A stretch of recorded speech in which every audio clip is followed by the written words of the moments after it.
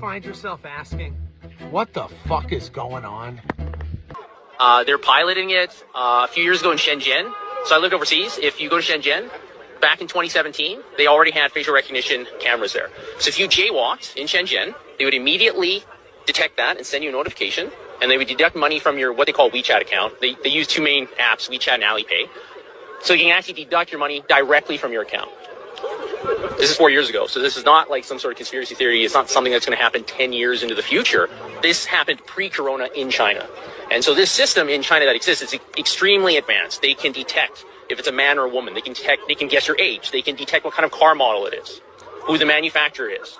This is a sort of technology that we see in all these dystopian sort of films and whatever. And people keep putting it off and thinking that this is something that's going to happen later in my kid's lifetime or my grandkids. It's already here. And if this gets implemented anywhere, especially in a Western nation, it's not going away. Israel is already talking about the fourth shot. Then they're going to be going to herpes, and they're going to ask if you're gay. They're going to be asking if you ate 3 pizzas this week because it's unhealthy. If you buy certain books in certain countries, your country doesn't like you, you'll lose points in the social credit score system. So this is already the reality of the world in certain places, and we need to be aware of that if we don't want that or if we do.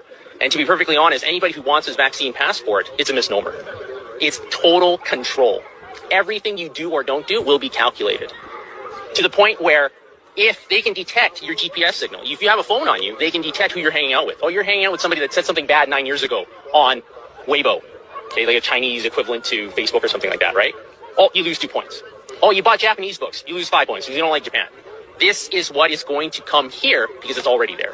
And we're doing that a little bit with contact tracing for COVID, aren't we? So that they can see where you're at and who you're with. The simple reality is that the technology that CSIS has and all these big tech corporations, they already know where you are.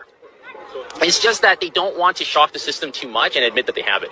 Edward Snowden revealed all this back in 2013. He fled to Hong Kong. They wouldn't keep him there, so now he's in Russia. Yeah. But the NSA has all of your information. They know your Google searches from like February 9th, 2004 in a bunker in Colorado. Help me, Rhonda. Right? They have all this information. So, but they don't, like in the US, they have the Fourth Amendment. They're not supposed to track you forever. If you go to China, Fuck me? No. Fuck you.